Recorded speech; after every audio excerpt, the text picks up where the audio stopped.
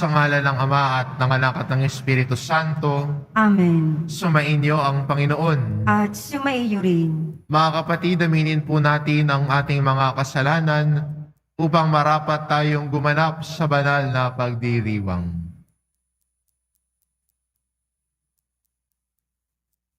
Inaamin ko Sa makapangyarihang Diyos at sa inyo mga kapatid, na lubha akong nagkasala sa isip, sa salita, sa gawa at sa aking pagkukulang.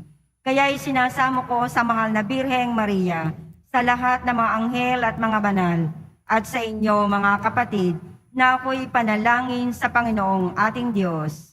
kawaan tayo ng makapangyarihang Diyos, patawarin tayo sa ating mga kasalanan at patnubayan tayo sa buhay na walang hanggan. Amen. Panginoon, kaawaan mo kami. Panginoon, kaawaan mo kami. Kristo, kaawaan mo kami. Kristo, kaawaan mo kami. Panginoon, kaawaan mo kami. Panginoon, kaawaan mo kami.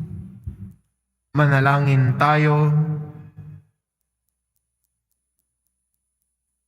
Ama naming makapangyarihan, ang iyong dakilang pagkamaawain ay nangingibabaw sa aming ginagawang kabutihan at idinadaing na mga kahilingan.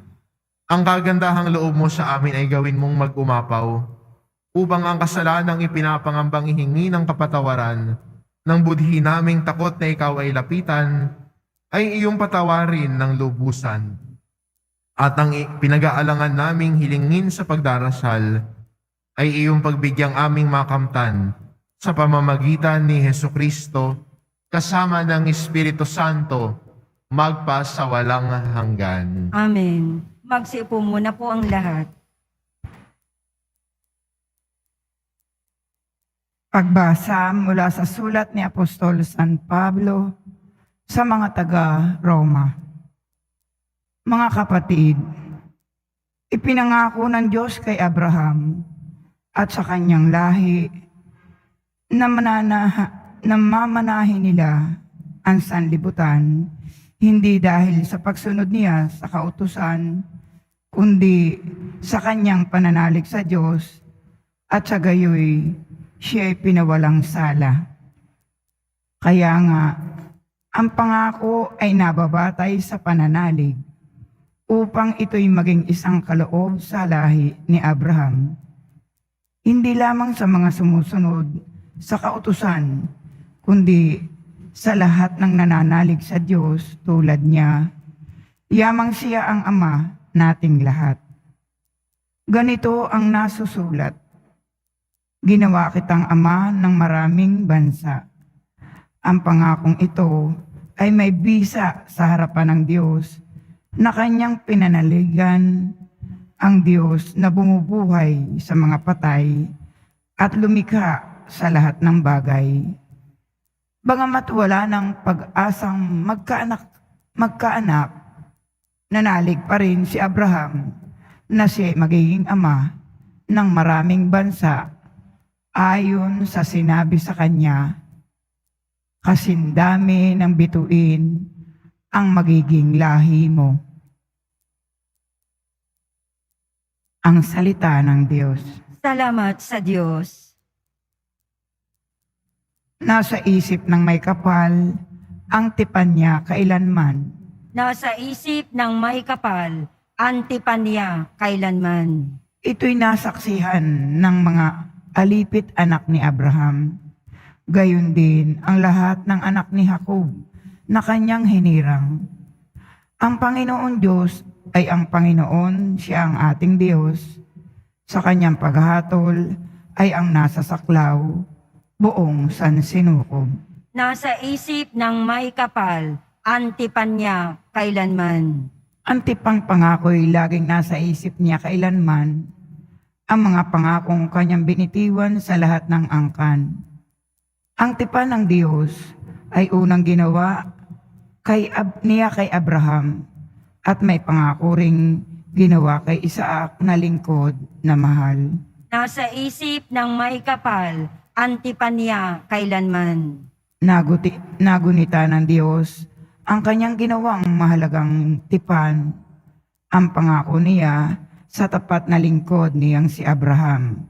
Kaya't ang bayan niya ay kanyang inilabas na lugod ng kanyang ialis, umaawit sila ng buong alindog. Nasa isip ng may kapal ang tipan niya kailanman. Magsitayo po ang lahat.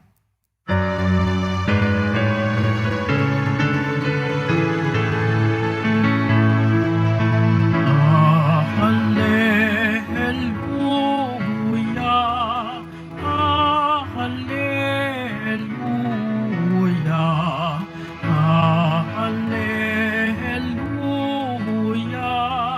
hallelujah, hallelujah.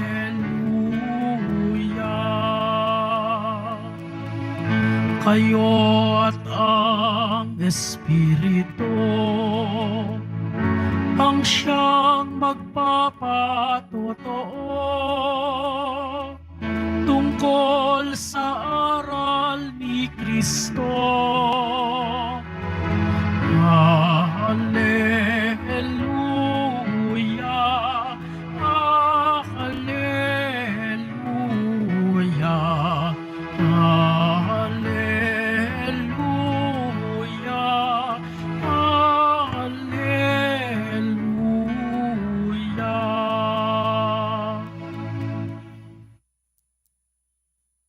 Sumainyo ang Panginoon. At sumaiyo rin. Ang mabuting balita ng Panginoon ayon kay San Lucas. Papuri sa iyo, Panginoon. Noong panahon iyon, sinabi ni Jesus sa kanyang mga alagad, "Sinasabi ko sa inyo, ang sino mang kumikilala sa akin sa harapan ng mga tao, ay kikilalanin ko din naman ng anak ng tao sa harap ng mga anghel ng Diyos. Ngunit ang magtatwa sa akin sa harapan ng mga tao, ay tatatwa ko rin naman sa harapan ng mga anghel ng Diyos. Ang sino mang magsalita laban sa anak ng tao ay mapatawad. Ngunit ang lumait sa Espiritu Santo ay hindi mapapatawad. Kapag kayo'y dinala nila sa sinagoga o sa harapan ng mga tagapamahala at ng mga makapangyarihan upang litisin, mo din yung isipin kung paano ninyo ipagtatanggol ang sarili o kung ano ang inyong sasabihin. Sapagkat sa oras na iyon, ang Espiritu Santo ang magtuturo sa inyo kung ano ang dapat ninyong sabihin." Ang mabuting balita ng Panginoon. Pinupuri ka namin, Panginoong Heso Kristo. Magsiupo muna po ang lahat.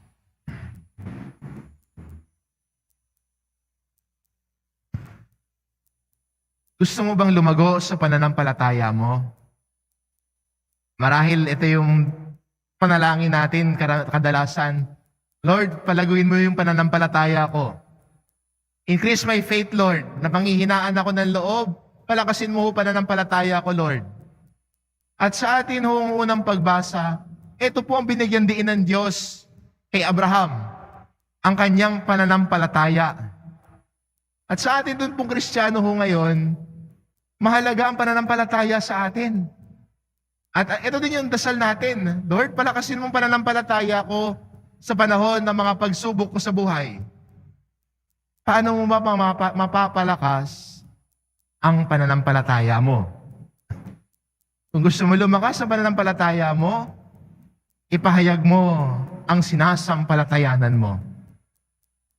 It is in sharing our faith that we grow in faith. Sa pagbabahagi natin ng pananampalataya, doon lumalago yung pananampalataya natin. Kasi mas na-appreciate natin yung sinasampalatayanan natin kung binabahagi natin. Naalala ko nung estudyante po ako, sabi sa amin, pare, may maintindihan ka na subject o lesson, kunwari, ituro mo sa sarili mo. Kasi kung tinuturo mo, mas naiintindihan mo. Ganon din po minsan sa pananampalataya natin. Pag binabahagi natin ang pananampalataya natin, mas na-appreciate natin yung sinasampalatayanan natin. Mas naunawaan natin yung ating pananampalataya. Hindi mo kailangan pumunta sa altar o magbigay ng talk para magpahayag ang pananampalataya. Ganun yung nakikita natin. Pero sa simpleng pakikipag-usap ng magulang sa kanyang anak, sa simpleng pagsama ng magulang sa kanyang anak sa pagdarasal, sa simpleng makikipag-usap ng nanay sa kanyang mga anak habang kumakain, pagbabahagi sa kanya kung sino ang Diyos, yung kwento ng pananampalataya, yun na ho yun eh. Yun na yung simpleng mga pagkakataon na tayo ay nagpapatotoo sa ating pananampalataya. Yung simpleng may kausap kang kaibigan, nariyan ka sa piling niya, binibigyan mo siya ng pag-asa na pagpatuloy sa kanyang paglalakad. Yung pakikinig sa kanya, yun na yung pagpapahayag natin ng pananampalataya natin. Kasi ang pananampalataya natin ay nagkakaroon ng bunga sa ating paglilingkod at pagmamahal sa iba. Kaya if you want to grow in faith, be a witness to your faith. Maging saksi ng pananampalataya, maging tagapahayag ng pananampalataya kay Kristo. Ito siguro yung pinaka-effective na way. If you want to grow in faith, hindi lamang sa pagdarasal, hindi lamang sa pagdidibusyon, pero ang pinagdarasal, ang ating dibusyon, binabahagi sa iba. Siguro dito tayo nagkulang bilang mga Katoliko. Ang tingin natin sa pananampalataya natin, nagdarasal ako nagsisimba ako nonobena ako okay na yon. Hindi ho. Kasama sa paglago natin sa pananampalataya ay ang pagbabahagi natin ng pananampalataya. Lahat tayo tinatawag sa misyon. At ito ang misyon ng bawat isa. Ibahagi ang mabuting balita ni Kristo sa iba. Magpatotoo sa kanyang pananampalataya. Kahit minsan makakaranas ng pag-uusig, hayaan mo yun. Ang mahalaga sa atin, gumaganap tayo sa utos at misyon ng Diyos sa buhay natin. If you want to grow in faith, embrace your mission. Our mission to share God's word to everyone. Amen. Magsitayo po ang lahat.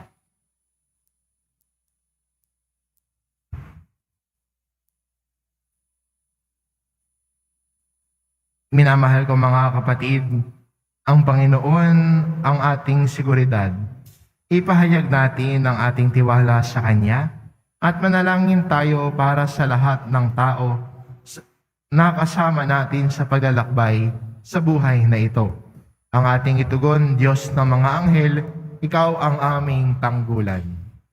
Diyos ng mga anghel, Ikaw ang aming tanggulan. Ang simbahan naway patuloy na ipahayag ang salita ng Diyos sa harap ng maraming pagbatikos at paglaban. Manalangin tayo. Diyos ng mga anghel, Ikaw ang aming tanggulan. At tinawang matutuhang magtiwala sa banal na pagpapala ng Diyos, gaano man kabigat ang ating mga pasaning suliranin. Manalangin tayo. Diyos ng mga anghel, Ikaw ang aming tanggulan. Ang mga walang hanap buhay, naway makakita ng trabaho at kumita ng kanilang ikabubuhay ng marangal. Manalangin tayo. Diyos ng mga anghel, Ikaw ang aming tanggulan. Ang mga nabibigatan sa pagkakasakit, naway makatagpo ng kasiyahan sa pag-ibig at tiwala ng mga nag-aaruga sa kanila. Manalangin tayo. Diyos ng mga anghel, Ikaw ang aming tanggulan. Ang mga yumao, naway magtamo ng mahabaging hatol at walang hanggang kapayapaan. Manalangin tayo. Diyos ng mga anghel, Ikaw ang aming tanggulan.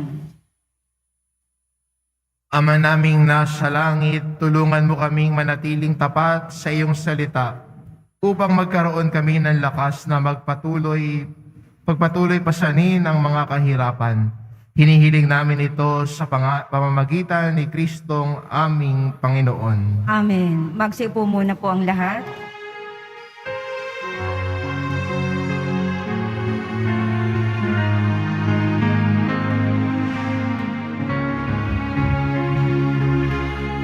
Itong alak at tinapay ay handog sa'yo, Ama. Ito'y bunga ng aming gawang iyong pinagpala. Sumasamo ang iyong bayang, tanggapin iyong basbasan, nang sa amin maging tunay na katawan at dugo ng iyong anak. Magsitayo po ang lahat. Manalangin kayo mga kapatid upang ang paghahain natin ay kalugdan ng Diyos amang makapangyarihan. Tanggapin nawa ng Panginoon itong paghahain sa iyong mga kamay, sa kapurihan niya at karangalan, sa ating kapakinabangan at sa buong sambayanan niyang banal. Ama naming lumikha, tanggapin mo ang paghahain ng mga alay na iyong inihabilin at sa pagdiriwang ng dapat naming ganapin, ang kabanalan ng iyong pagliligtas naway sumaamin. Sa pamamagitan ni Hesukristo, kasama ng Espiritu Santo, magpasawalang hanggan. Amen. Sumainyo ang Panginoon. At sumaiyo rin. Itaas sa Diyos ang inyong puso at diwa. Itinaas na namin sa Panginoon. Pasalamatan natin ang Panginoong ating Diyos. Marapat na siya ay pasalamatan.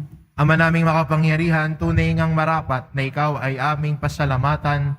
Ikinalagod mong likhain ang sanlibutan na iyong pinagbabago at idinarangal sa pamamagitan ng iyong anak na kinalulugdan. Kaya't utang na loob ng iyong mga itinatangi at ng mga banal na kapiling mong lagi ang iyong paggiliw at pagkakandili. Kaya kaisa na mga anghel na nagsisiawit ng papuri sa iyo nang walang humpay sa kalangitan, kami nagbubunyi sa iyong kadakilaan. Santo, Santo, Santo, Panginoong Diyos ng mga hukbo, napupuno ang langit at lupa ng kadakilaan mo, o sana sa kaitaasan. Pinagpalang na paririto sa ngalan ng Panginoon, o sana sa kaitaasan. Magsilud po ang lahat.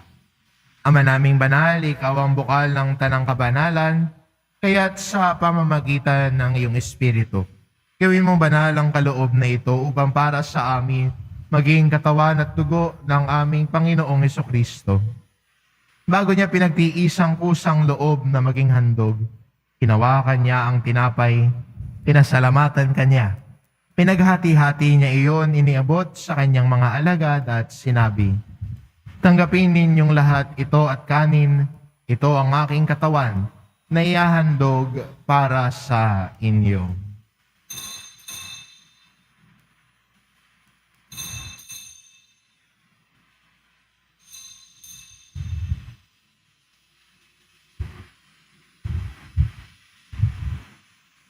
Kaya hindi naman na matapos ang hapunan, hinawakan niya ang kalis. Muli kanyang pinasalamatan. Iniabot niya ang kalis sa kanyang mga alagad at sinabi, "Tanggapin ninyong lahat ito at inumin ito ang kalis ng aking dugo, ng bago at walang hanggang tipan. Ang aking dugo na ibubuhos para sa inyo at para sa lahat, sa ikapagpapatawad ng mga kasalanan. Gawin ninyo ito sa pag-alala sa akin."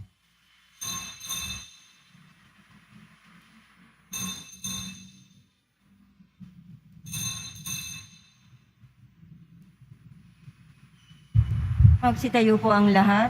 Ipagbunyi natin ang misteryo ng pananampalataya. Si Kristo ay namatay, si Kristo ay nabuhay, si Kristo ay babalik sa wakas ng panahon. Ama, ginagawa namin ngayon ang pag-alala sa pagkamatay at muling pagkabuhay ng iyong anak. Kaya't inaalay namin sa iyo ang tinapay na nagbibigay buhay at ang kalis na nagkakaloob ng kaligtasan. Kami nagpapasalamat dahil kami iyong minarapat na tumayo sa harap mo para maglingkod sa iyo. Isinasamo namin kaming magsasalo-salo sa katawan at dugo ni Kristo ay mabuklod sa pagkakaisa sa pamamagitan ng Espiritu Santo. Ama, lingapin mo ang iyong simbahang laganap sa buong daigdig. Puspusin mo kami sa pag-ibig, kaisa ni Francisco na aming Papa at ni Jose na aming Obispo at ng Tanang Kaparian. Alalahanin mo rin ang mga kapatid naming nahimlay nang may pag-asang sila'y muling mabubuhay, gayon din ang lahat ng mga pumanaw. Kaawaan mo sila at patuloyin sa iyong kaliwanagan. Kaawaan mo at pagindapatin kaming lahat na makasalo sa iyong buhay na walang wakas. Kaisa ng mahal na Birheng Maria na Ina ng Diyos, ng kabiyak ng puso niyang si San Jose, kaisa ng mga apostol at ng lahat ng mga banal na namuhay dito sa daigdig ng kalugod-lugod sa iyo. Maipagdiwang nawa namin ang pagpupuri sa ikararangal mo sa pamamagitan ng iyong anak na aming Panginoong Heso Kristo. Sa pamamagitan ni Kristo, kasama niya at sa Kanya, ang lahat ng parangal at papuri ay sa iyo, Diyos amang makapangyarihan, kasama ng Espiritu Santo, magpa sa walang hanggan. Amen. Sa tagubilin ng mga nakagagaling na utos at turo ni Jesus na Panginoon natin at Diyos, ipahayag po natin ng lakas loob. Ama namin, sumasalangit ka, sambahin ang ngalan mo, mapasa amin ang kaharian mo, sundin ang loob mo dito sa lupa para nang sa langit. Bigyan mo kami ngayon ng aming kakanin sa araw-araw at patawarin mo kami sa aming mga sala para nang pagpapatawad namin sa nagkakasala sa amin. At huwag mo kaming ipahintulot sa tukso at iadya mo kami sa lahat ng masama. Hinihiling namin kami adya sa lahat ng masama, pagkalooban ng kapayapaan araw-araw, iligtas sa kasalanan at ilayo sa lahat ng kapahamakan. Samantalang aming pinananabikan ang dakilang araw ng pagpapahayag ng tagapagligtas naming si Hesu Kristo. Sapagkat iyo ang kaharian at ang kapangyarihan at ang kapurihan magpakailanman. Amen.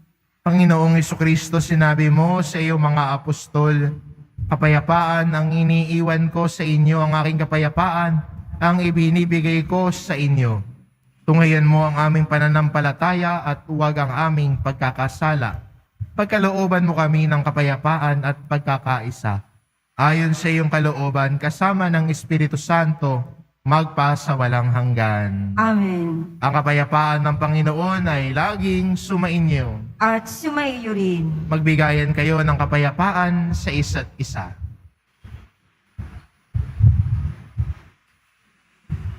Kordero ng Diyos na nag-aalis ng mga kasalanan ng sanlibutan, maawa ka sa amin. Kordero ng Diyos na nag-aalis ng mga kasalanan ng sanlibutan, maawa ka sa amin. Kordero ng Diyos na nag-aalis ng mga kasalanan ng sanlibutan, ipagkaloob mo sa amin ang kapayapaan. Magsilod po ang lahat. Ito ang kordero ng Diyos, ito nag-aalis ng kasalanan ng sanlibutan. Mapalad ang mga inaanyayahan sa kanyang piging. Panginoon, hindi ako karapat-dapat na magpatuloy sa iyo, ngunit sa isang salita mo lamang ay gagaling na ako.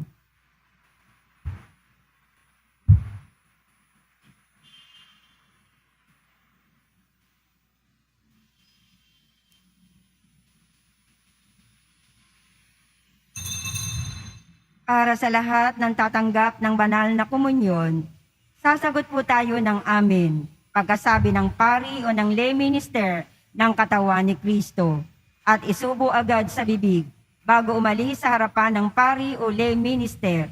Sumunod po tayo. Maraming salamat po.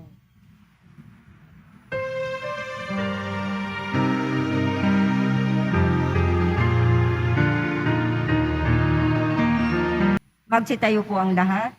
Manalangin tayo.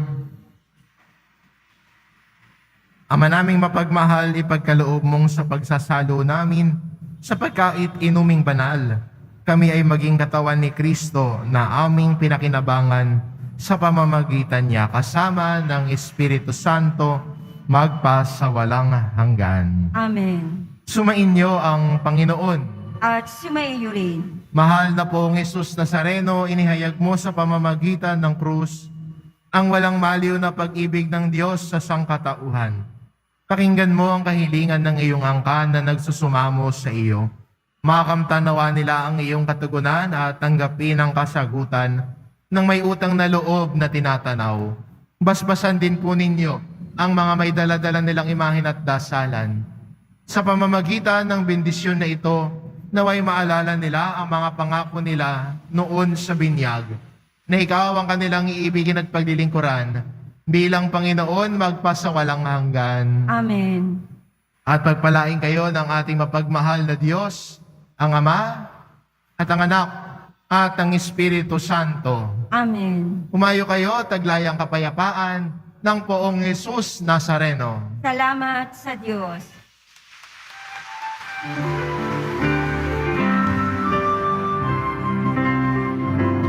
Nuestro Padre Jesus Nazareno, sinasamba ka namin,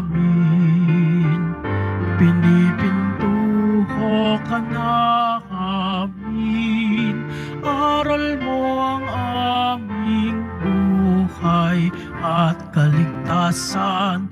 Nuestro Padre Jesus Nazareno, iligtas mo kami sa kasalanan.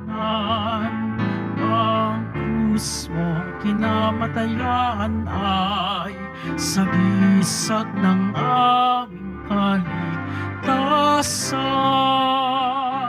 Nuestro Padre Jesus Nazareno, dinarangal ka namin.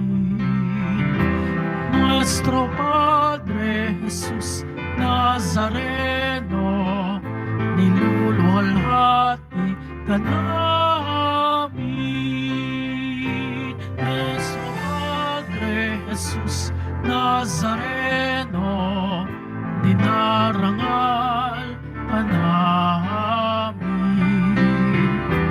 Nuestro Padre Jesus Nazareno, niluluwalhati ka namin.